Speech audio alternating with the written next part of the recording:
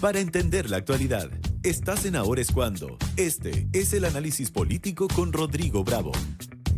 8 de la mañana con 31 minutos, junto a nosotros el editor política de Mega Media, conductor además de Con Permiso en Infinita, Rodrigo Bravo, ¿cómo estás? Hola, Plaza Rodrigo. Pública con Cata Y de Plaza Eduardo. Sí, Pública oye, también el junto a mejor Cata editor de Eduardo. política de Mega Media. Ah, porque no hay otro. El mejor. No hay otro. Muchas Pero- gracias por el piropo. Además, conductor de nuevo podcast. Sí, bueno, Sin- por eso te digo, con permiso, en sin Infinita, permiso. disponible en Spotify y en Imagínate. YouTube. Primer invitado, Jaime Belolio, que habla de cosas que no hay al lado Oye, nunca, oye. en ningún lado. Sí, estuvo bien entretenido. ¿Eh?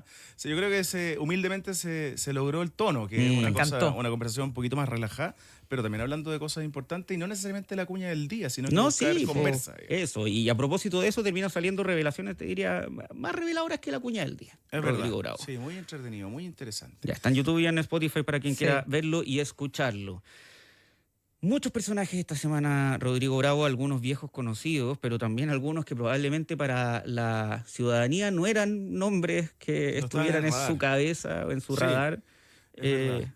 hasta el día de miércoles de la noche. Sí, yo en este ejercicio que estamos haciendo de ver quiénes marcaron la agenda en la última semana, rápidamente para después entrar en profundidad en cada uno, yo te diría, Cata, Matías, que el lunes fue Evelyn Matei, el martes fue Álvaro Elizalde, el miércoles fue Patricio Góngora y el jueves Claudio Rego. Creo que por ahí van los personajes de esta semana.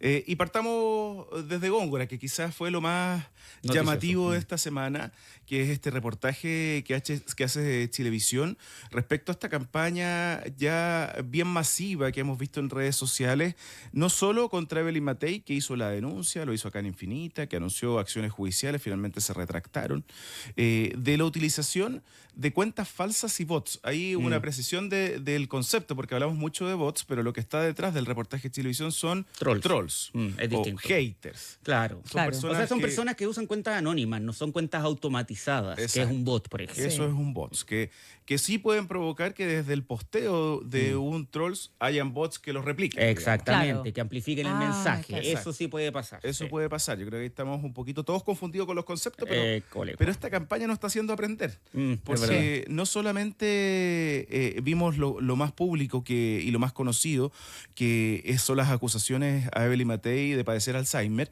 sino que hemos visto muchas cuentas que hacen parodias alguna, que no tiene por qué ser cuestionado, pero ataques también a Janet Jara y al gobierno del presidente Gabriel Boric. Y ahí aparece el nombre de Patricio Góngora en este reportaje de Chilevisión, que seguramente no era conocido por todos, era director actual de Canal 13, parte del directorio, digamos. Sí. Y él aparece de alguna manera o queda la sensación de algo que creo yo que no es tan así, como el cabecilla de quienes están detrás de los cuentas falsas que atacan a Evelyn Matei. Él es lo que refleja y retrata el reportaje, que él es la persona que está detrás de la cuenta Patito Verde, que existe todavía. Pueden revisar ahí sus posteos de los últimos meses y años. Y este Patito Verde lo que hace en su cuenta es atacar, criticar, cuestionar, ridiculizar en muchos momentos al gobierno en particular. También a la candidatura de Janet Jara en el sentido de ser la continuidad de la moneda que hoy día está al mando del gobierno. ¿Por qué digo yo que se generó esa sensación del cabecilla? Porque habían vínculos y otras personas que retrata también el reportaje de Chilevisión que efectivamente son cuentas que atacaron a la candidata presidencial. Ahora, lo único que se deriva por qué Góngora podría estar detrás de eso es que hay intercambio con estas cuentas donde lo tratan de jefe. entre Claro, otras cosas. patrón, jefe, mentor, claro. cosas. Claro, pero eso no quiere decir lo otro. Lo que tampoco quiere decir que expuso Patricio Góngora una debilidad que le puede generar algo de ruido a Canal 13, Sí, pues. porque apunta y pega en la credibilidad de un medio de comunicación. Es cierto y eso lo puedo decir desde los medios de comunicación en los que yo también he trabajado, que los departamentos de prensa tienen autonomía y que sus directores están por sobre las decisiones editoriales que toma un canal, pero le hace un rasguño al menos al canal. Pasaría en cualquier medio de comunicación, ¿no? Sí. Independiente que Sí. son áreas separadas, que hay independencia, eso pasa en los medios de comunicación, claro, reputacionalmente es complicado. Es complicado. Muy complicado. El 13 sacó un comunicado aclarando la situación, apuntando a esto que yo les decía, de la autonomía, la independencia y el respeto a las normas que tiene como departamento de prensa en toda su programación además. Pero Patricio Góngora se convierte en quizás el personaje de la semana, quizás es Patito Verde más que Patricio Góngora. Claro, la figu- cuenta. La figura que hoy día analizamos. ¿Cómo lo ven ustedes lo de esta campaña que en el macro tiene nuevamente poner sobre la mesa los ataques a autoridades, pero que genera esta polémica que conversamos? Sí, yo creo que pone un debate interesante sobre la mesa porque, a ver, esto probablemente no va a tener una consecuencia legal. Sí, se puede, sobre todo las otras cuentas, ¿no? De personas que hacen amenazas contra derechamente otras personas o contra candidatos presidenciales, eso sí pueden ser perseguidos legalmente. La amenaza es un delito, si eso se sabe. Pero yo creo que el debate más interesante es político-ético, que es lo mismo que pasa con las manifestaciones y que el ejemplo quizás mayor es el estallido social. La condena a la violencia, ¿no? La condena a la violencia se habla en ese entonces de manera física, de manera de infraestructura, de manera personas, eso ocurría y se apuntaba en específico a un sector. Y el sector respondía, que era la izquierda, pero si yo no estoy organizando la violencia, yo no estoy mandando a nadie a romper nada, ¿por qué me tengo que hacer cargo? Pero no la condena. Pero no la condena. Y en este caso yo creo que le va a pasar algo muy similar al sector de la derecha más radical, a José Antonio Kast sobre todo, pero también a Johannes Kaiser, de que pueden decir constantemente con verdad, pero si yo no organicé esto, yo no estoy llamando a atacar a nadie, no estoy apuntando a nadie ni generando esta suerte de cuentas de trolls. Pero la pregunta va a ser ética política, es decir, si hay responsabilidad en no condenar y no hacer un llamado firme a no realizar este tipo de acciones. Claro. Bueno, y también es la campaña, o sea, estamos en el fragor de la campaña presidencial.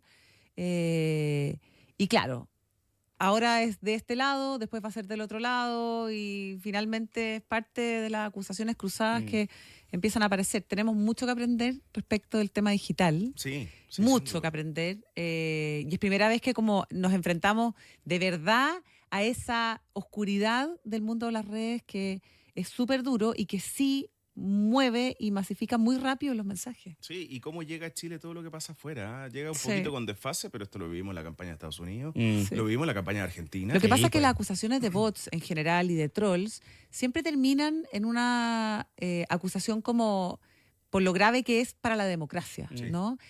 Porque permea muy rápido en la opinión pública, con muchas veces mensajes que son contaminados o modificados justamente en favor de una u otra persona y entramos en el terreno de la desinformación que permea muy rápido para sectores más vulnerables todavía. Sí. Pasemos al otro personaje que se vincula con esta historia, que es Evelyn Matei. ¿Y por qué la pongo en el radar esta semana? Porque tuvo dos hitos bien importantes y que de alguna manera mostraron que la campaña tiene vida de Evelyn Matei, pese a estar estancada, según varias encuestas, en un tercer lugar muy lejana a José Antonio Kast y a Janet Jara, en algunas primero Jara, en otras primero Kast, pero ella en la mitad más o menos de lo que marcan las otras candidaturas. Pero el día lunes tuvo un acto bien contundente y masivo en su comando, ahí en la comuna de Las Condes, donde apareció mucho ex autoridad del piñerismo.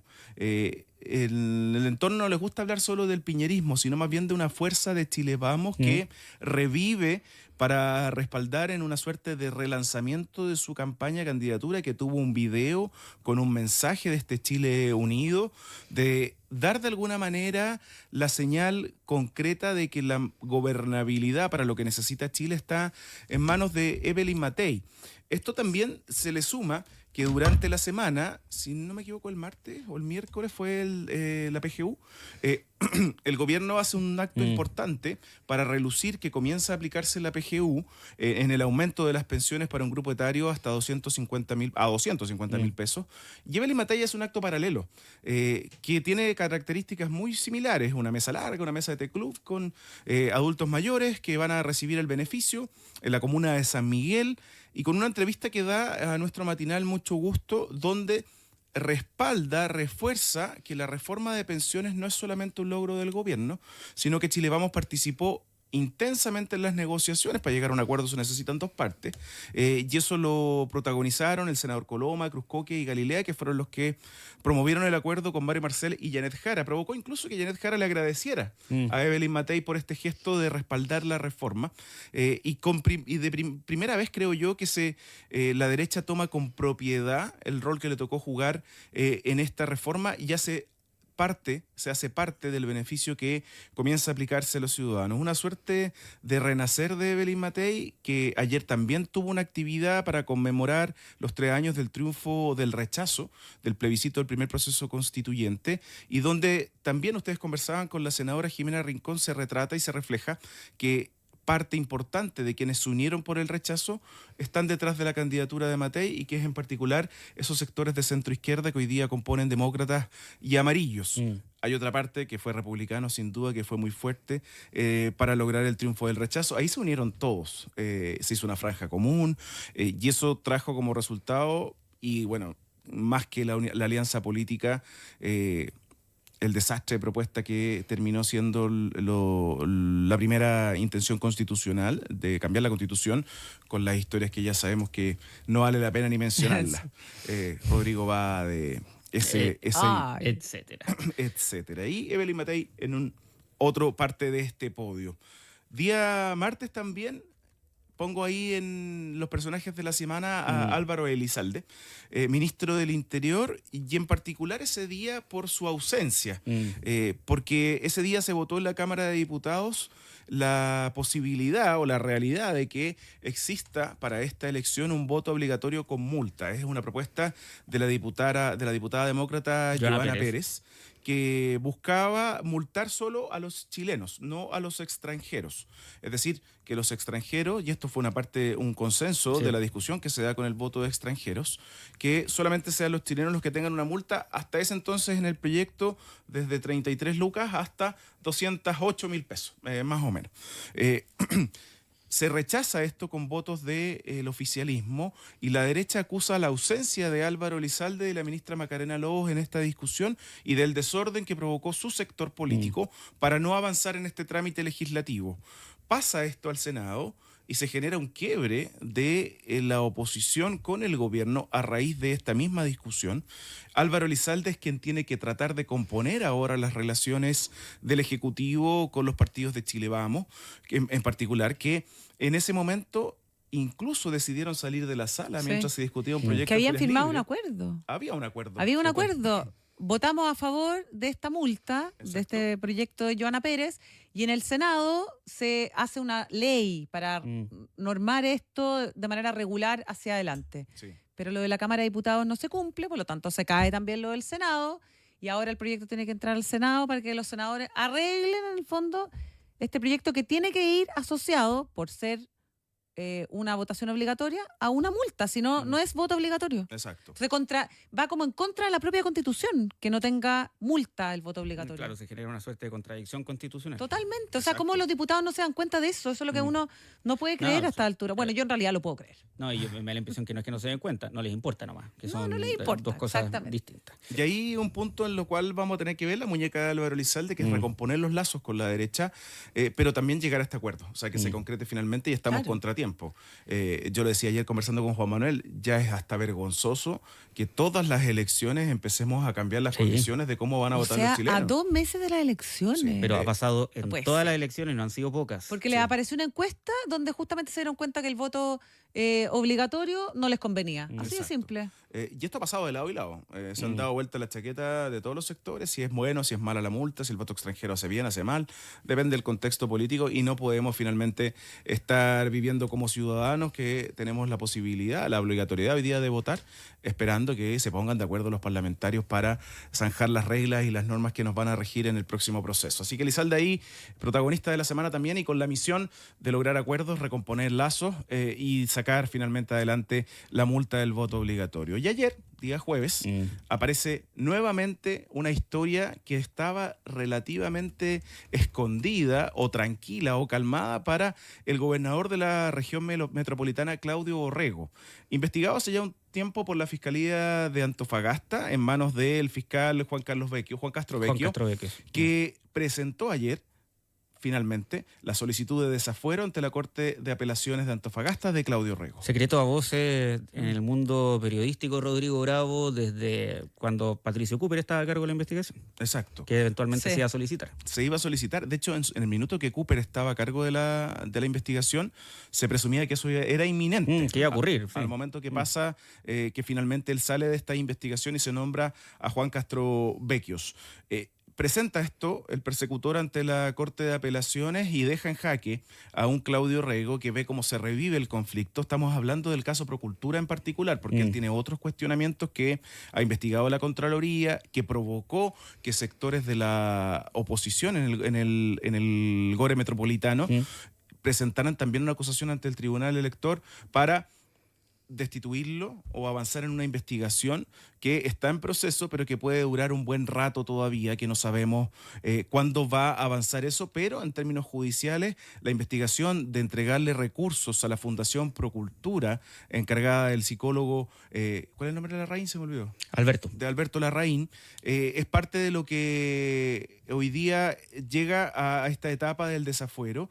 Hablamos de la adjudicación de un proyecto millonario, estamos hablando de 1.800 millones de pesos que se le dio para un proyecto de salud mental que ha sido cuestionado por el trato directo y la forma en cómo esto se le asigna a un amigo de Claudio Rego, que es Alberto Larraín. Él ha desmentido una relación tan cercana, pero hay registro de que al menos se conocían muy bien, que habían participado en muchas cosas. Alberto Larraín sí, de todas maneras, era un panelista habitual de los matinales, por ejemplo, sobre todo en etapa de estallido social y pandemia, el momento tenso que estaba viviendo el país, pero es este punto el que pone en la lista de los personajes de la semana nuevamente a Claudio Rego y que abre el flanco que nos va a tener hoy día Totalmente. reporteando esto. Sí, pues, además vuelve a poner el tema Procultura sobre la mesa, ¿no? Que para el gobierno, sin duda, no es nada de fácil, ¿no?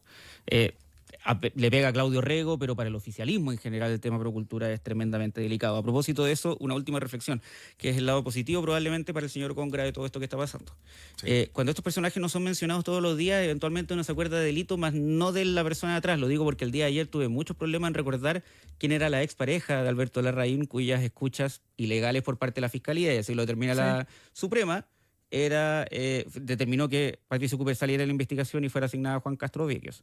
Me demoré mucho en acordarme que era Josefina Uneus. Uno Sí. se acuerda muchas veces delito, más no de la persona detrás si es que no es mencionada todos los días. Sí, sí, es verdad. Así que sí, eso le puede pasar Ya no, eventualmente. ya no va a ser Pato Conga el personaje de la semana claro. en Infinita los días viernes. Pero Patito Verde quizás sí lo seguimos mencionando. Patito Verde. Yo no lo sigo, ¿ah?